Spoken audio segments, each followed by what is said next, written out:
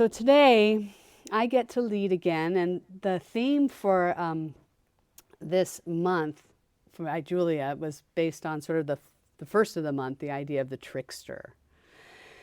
And when I think of the trickster, honestly, Julia is the first thing that comes to my mind. The trickster, not because she's a prankster, and I am really easy to prank, so please don't. Because it's okay. But I was the youngest child, and I'm very gullible. Well, I was gullible, and I still have parts of me that are. So I'm really easy to prank.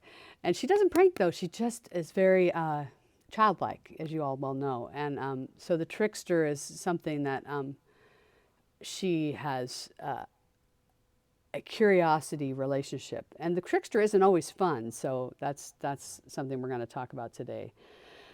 So in that theme, what I was reflecting on is ultimately we're going to do a couple of things, and then we're going to move into a little reflection I'm going to offer on one of the limitless qualities, which is unlimited joy.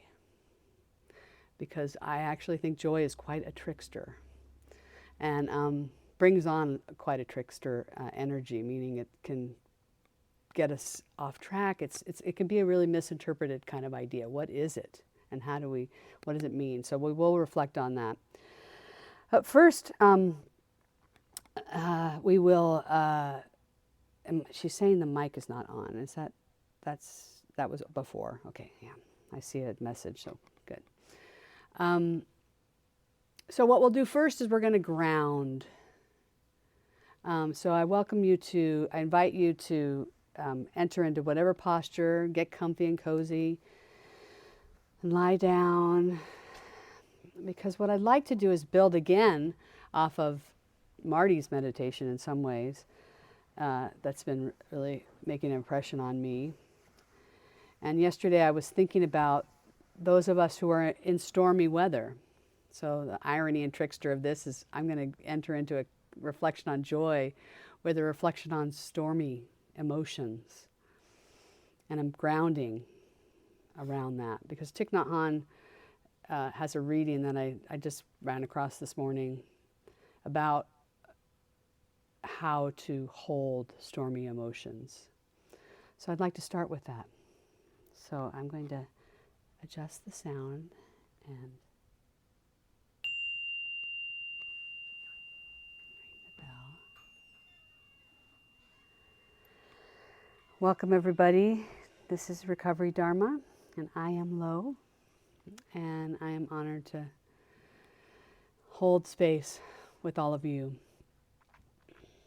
This morning I ran across a reading by Thich Nhat Hanh talking about stormy emotions. And I was reflecting on that because we all have moments of stormy emotions. And he offered a practice in this reading that I read about how to hold them. And it really reminded me of the meditation we had with Marty the other night. And I thought I would bring it forward as a beginning as we reflect on joy in a few moments. It can be a difficult topic to look at sometimes if we're in a stormy place in particular, to look at joy.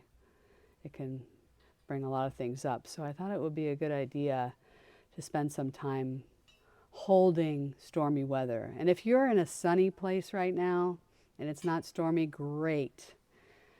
It's still great for you to be with all of us in the stormy weather that some of us may have. So what I'd like you to reflect on, as Thich Nhat Hanh teaches, is to reflect on a tree, which is what Marty brought forward. A tree in stormy weather. Even if yours is sunny, you can recognize that sometimes as a tree you are in stormy weather.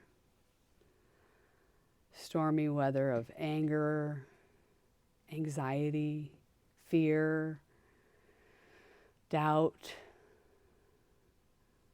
loneliness, regret. Those are some stormy things. And the thing that Thich Nhat Hanh reflects on is that during stormy times, it's important to come out of the top of the tree, out of the top of your head, where all the thoughts are around those stormy emotions, and come down into the base. You can even take your hands and put them on your belly. It's another one of those small things, small gestures that's really big if you're open to it. Come down into the belly, the base of your tree. And go ahead and breathe just however you'd like, sensing the base of your tree. Even as the storm may be blowing in your leaves, you are also the base of your tree.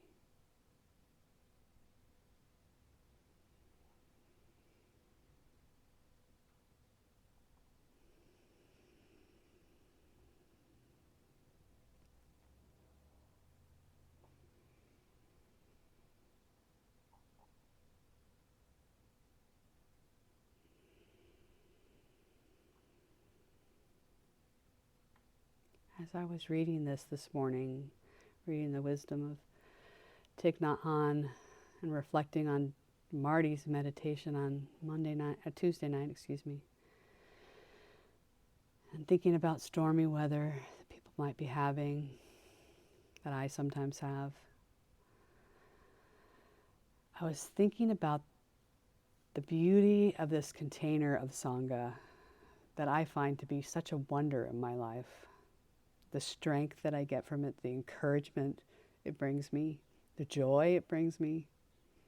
Oh, it's quite profound.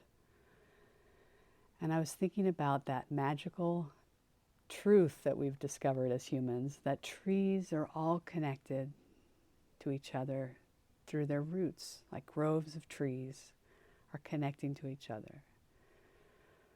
And so I wanted to begin our reflection today by going down into our base of our trees, going down into our roots. And those of us maybe who have some sunshine in our leaves, maybe can bring some encouragement through our roots to those of us who may not be in the sunshine. And we could all spend a couple of seconds, couple of moments breathing, knowing that we are all connected, even across the world. Today, I think we've got New Zealand at least. Across the world, we're all connected through our roots of our Sangha. Let's share that grounding together.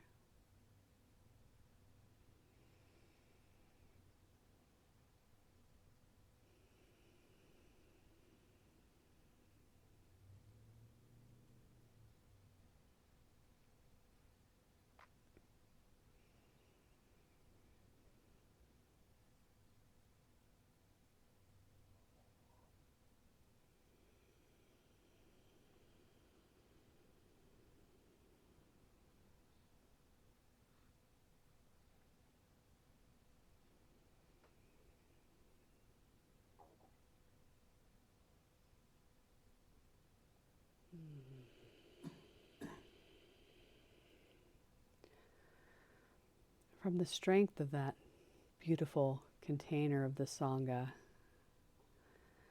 I'd like to offer some reflections, really starting with the 4 limitless qualities.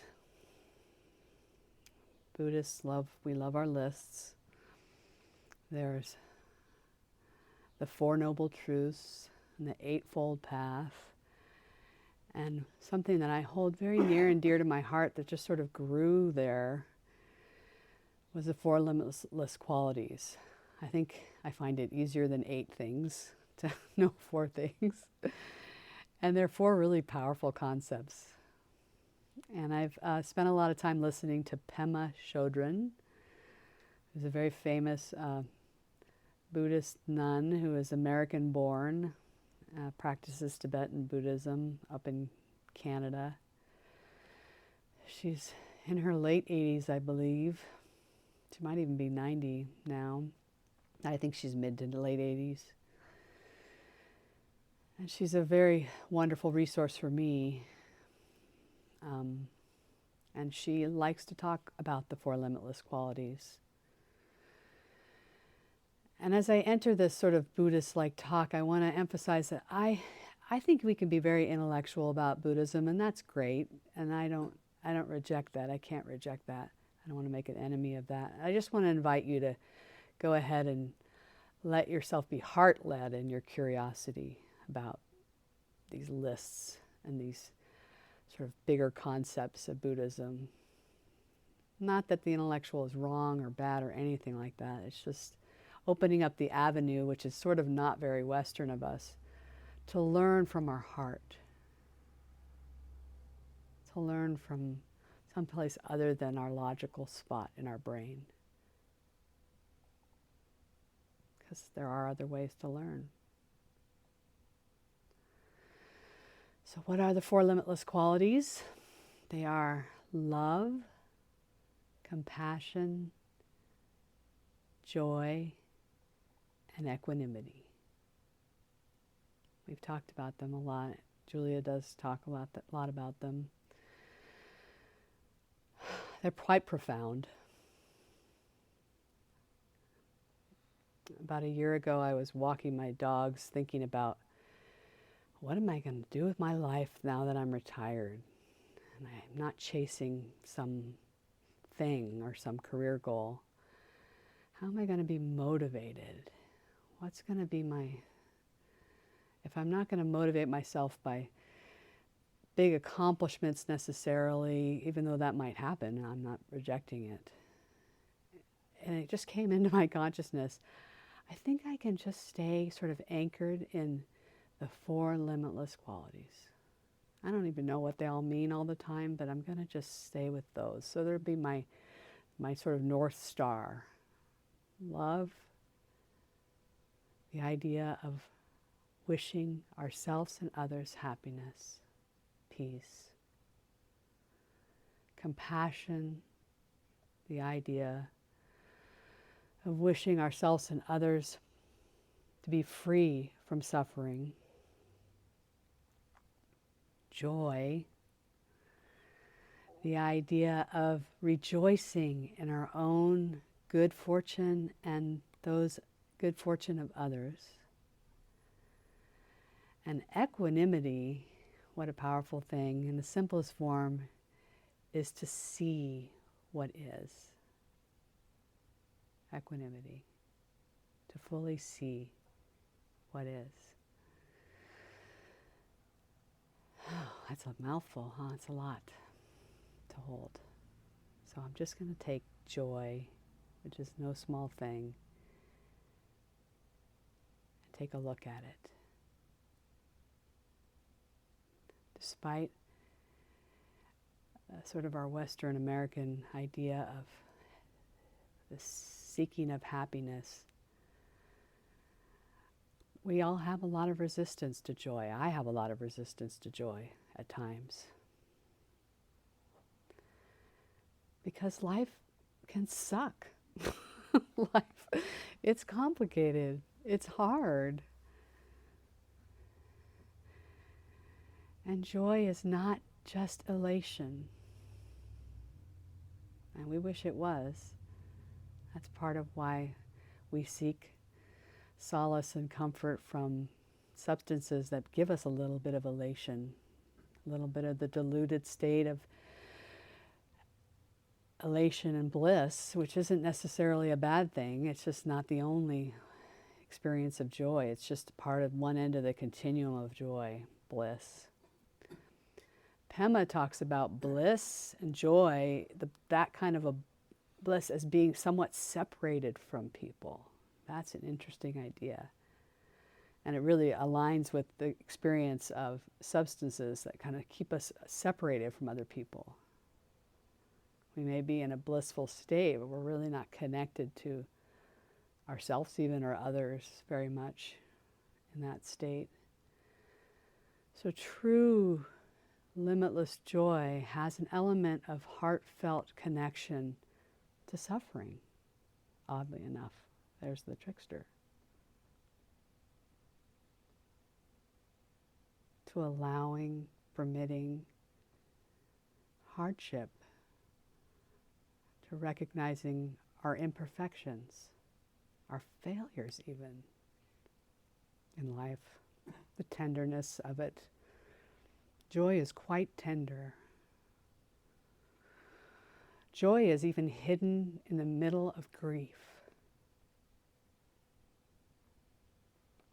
It's so strange. I find that to be so strange, but I have found joy right in a big mucky pile of grief. Wow. What are you doing there? But it's there. Because joy is the uprising of love and appreciation and goodwill. And when you're grieving, sometimes you land right on that feeling of love for whatever it is you're grieving for. The person, the dog, the sunset that doesn't stay long enough.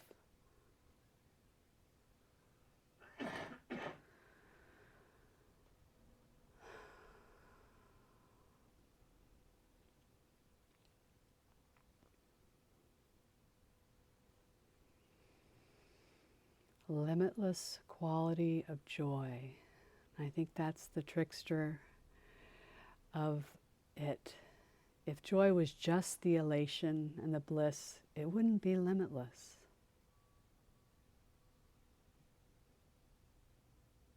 Because we all know that that is impermanent. So if joy is limitless, it's all of it.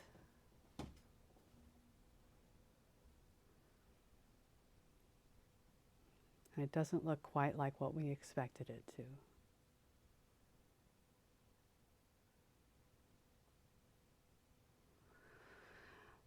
Pema offers that joy is something like confidence in our ability to work with our mind. That's another way she puts it. Confidence that we can hold all of it. And I will say, this Sangha, the roots of this Sangha make me very confident. The jewel of this Sangha, the Dharma and the Buddha nature that I witness in all of you and on myself through my relationship to you, gives me great confidence in holding my mind.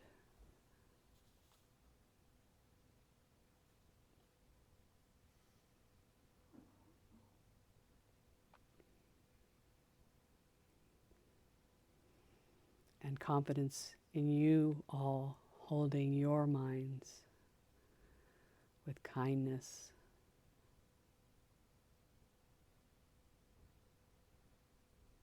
and gentleness.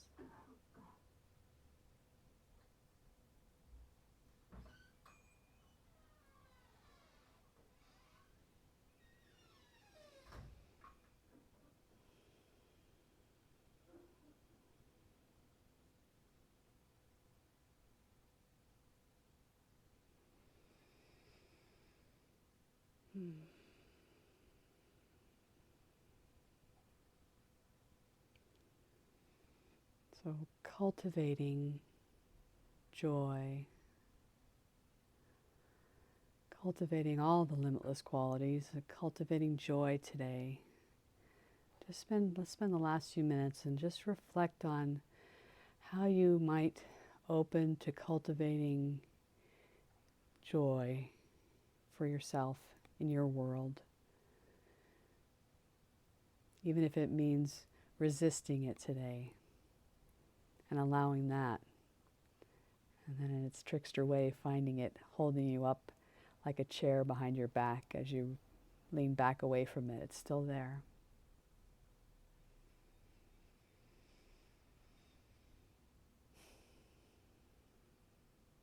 How do you cultivate joy?